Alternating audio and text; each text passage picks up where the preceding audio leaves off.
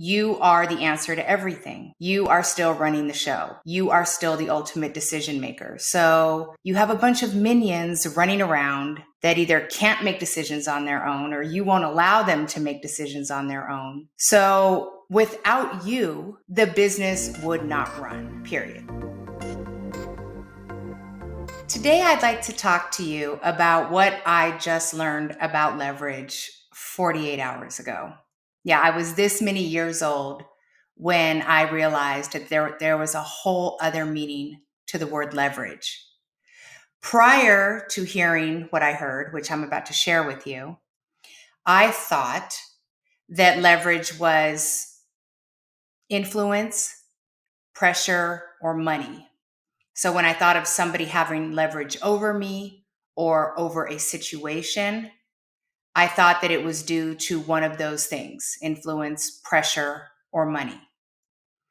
I was listening to a business podcast the other day, Alex Hermosi, and he explained that when he learned about leverage by his billionaire mentor, it was explained to him in the following way.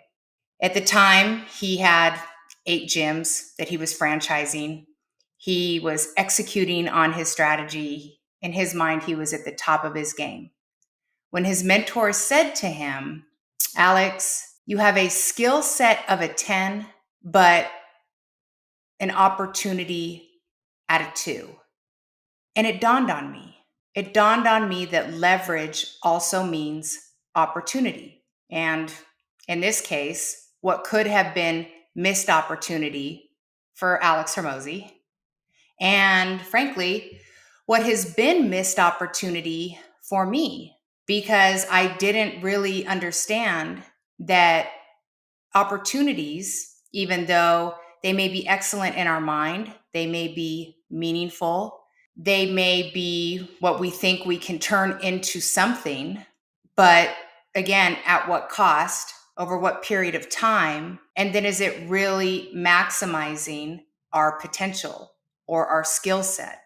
I think it's probably very common for most of us to be underemployed and underutilized. I know that's a fact for me.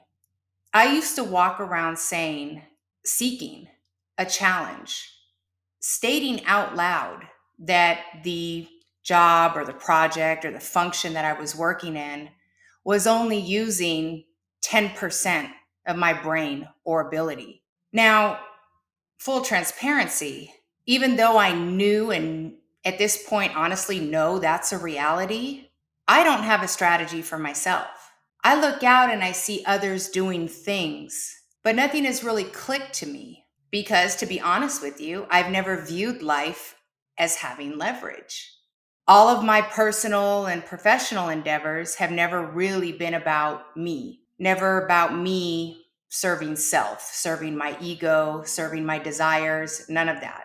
It was always showing up in a response to honor something or somebody else, which I'm not regretful for. I have built an insane amount of skills along the way, and I have done an incredible amount of good along the way, for which I am grateful for.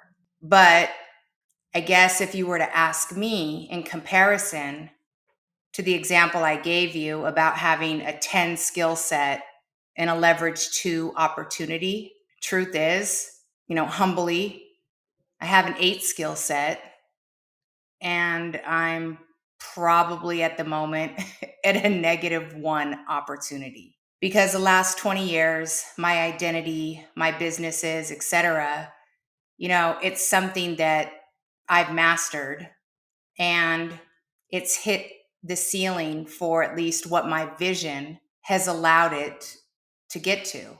And I've had a hard time expanding that vision.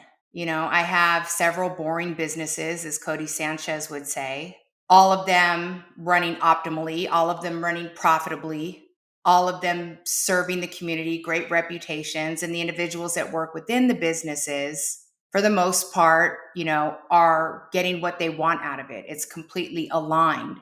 And that was important to me. So these businesses that have been created have allowed mothers to stay at home with their kids or have the flexibility or, be able to work when it's convenient or at their pace or within their areas of genius, not forcing them to do different types of roles or responsibilities that they don't shine in, that they don't feel confident in.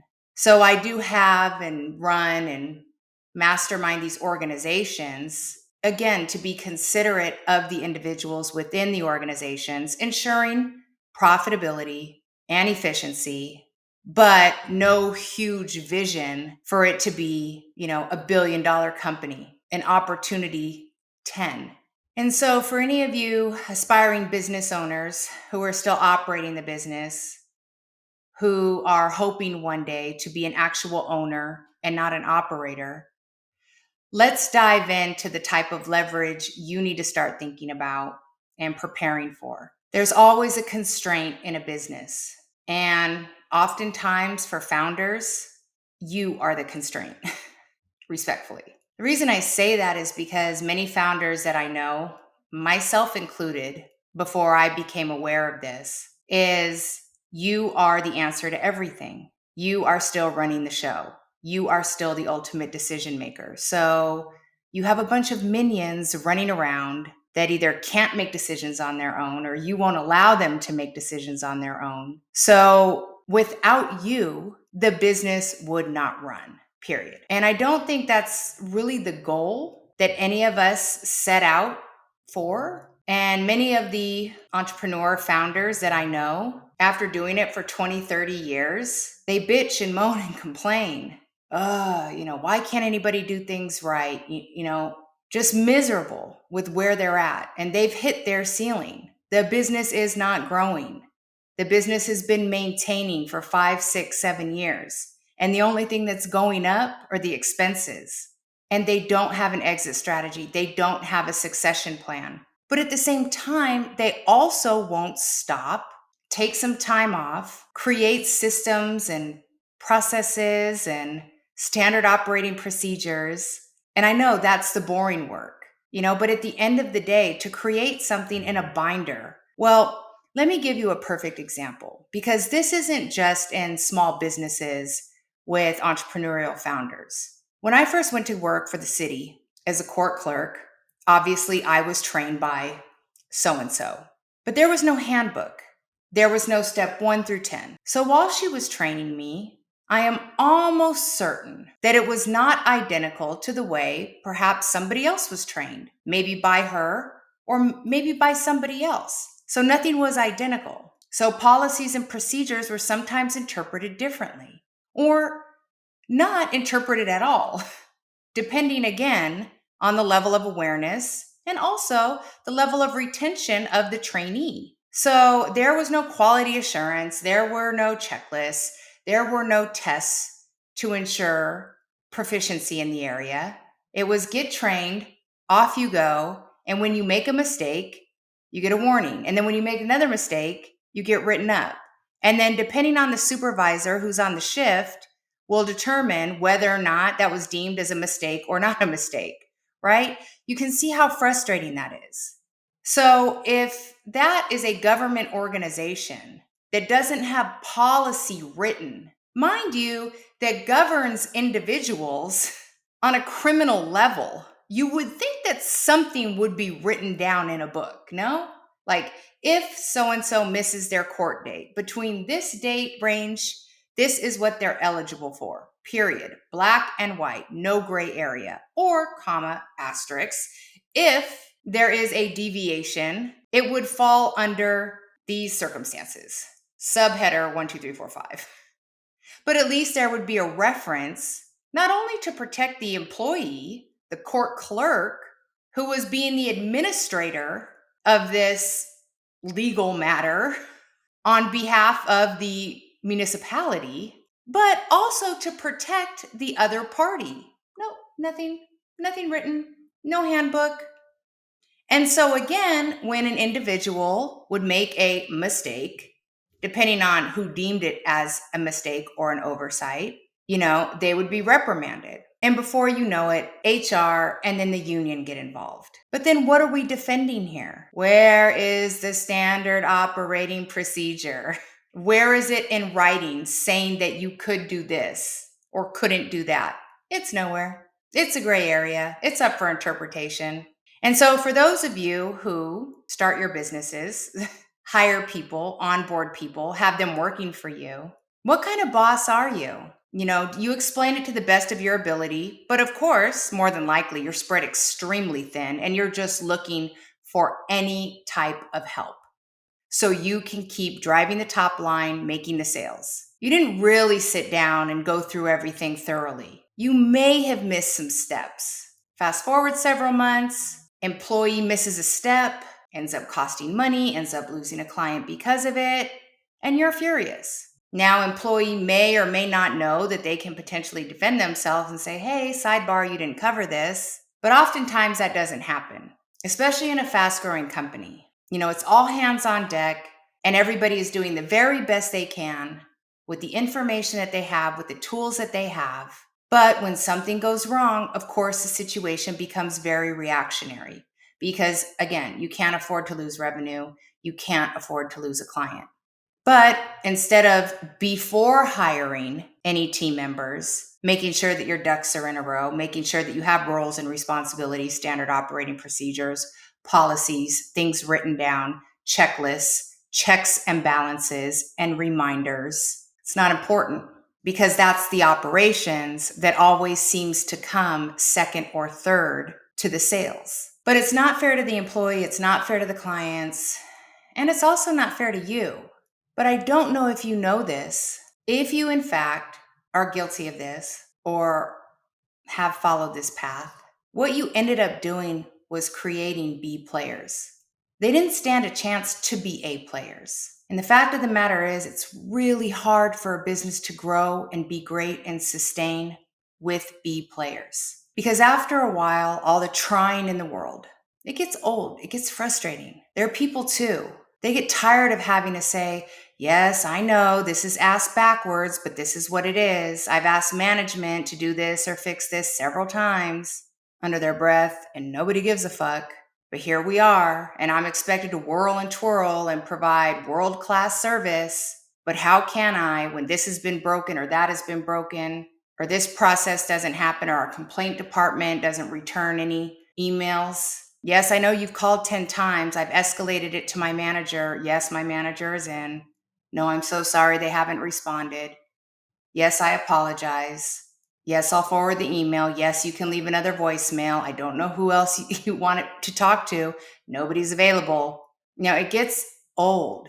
And I get it, you're a single person trying to run a business, possibly acquiring these skills for the first time as well. So obviously being able to communicate this to your team as if we're in this together, you're learning, I'm learning, let's learn together, let's be great. But for the most part, a lot of founder owners will see that as weakness or see that as a potential liability that a team member can exploit. But what I do know, because I've been in rooms where I've heard the back talk, the under the breath talk, where I've seen team members and employees get so disgruntled that they start to do some real shady shit. They all say all of this could have been avoided if somebody actually cared.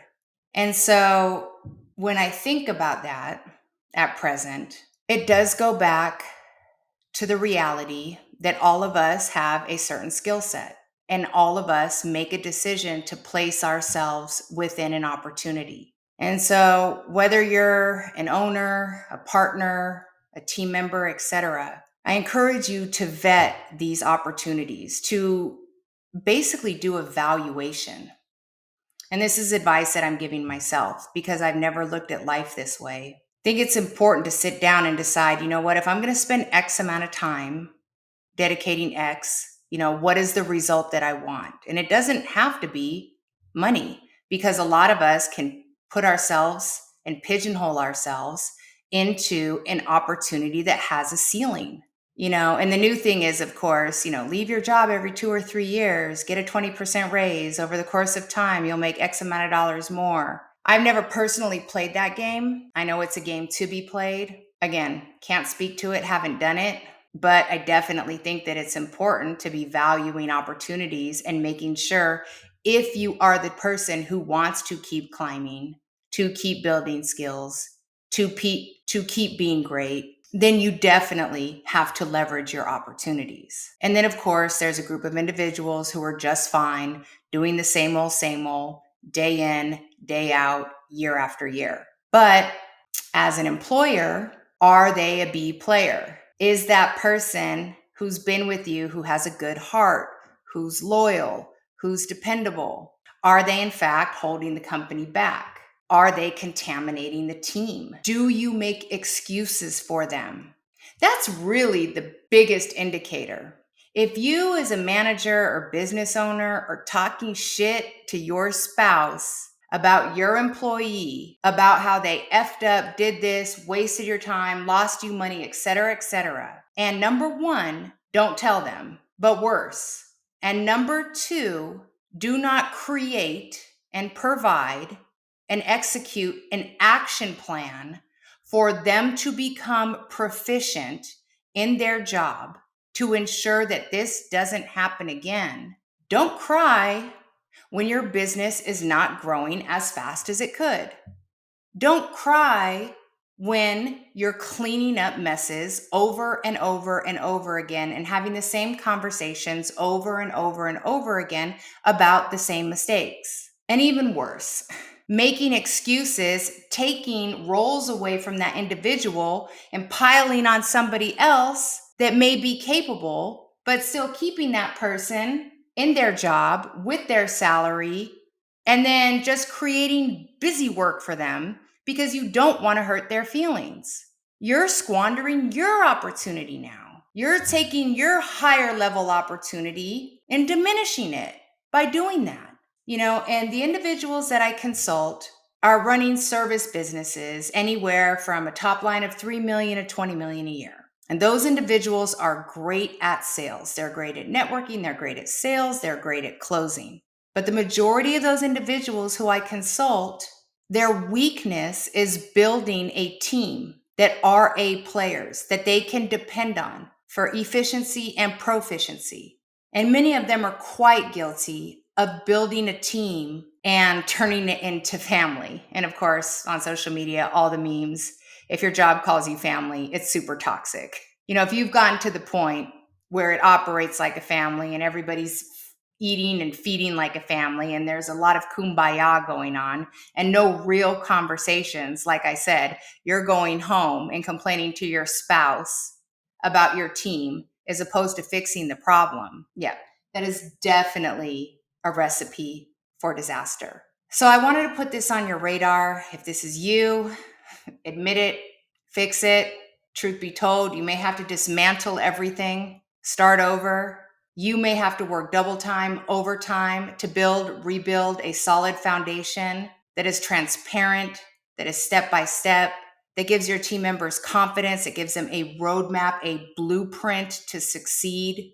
So that time off that you've earned, maybe reallocate, get those binders going, build those systems and processes and standard operating procedures, not to be a micromanager, again, but to provide a blueprint, a framework for everybody in your organization to win, so they can not only set themselves up for success, but the organization as well.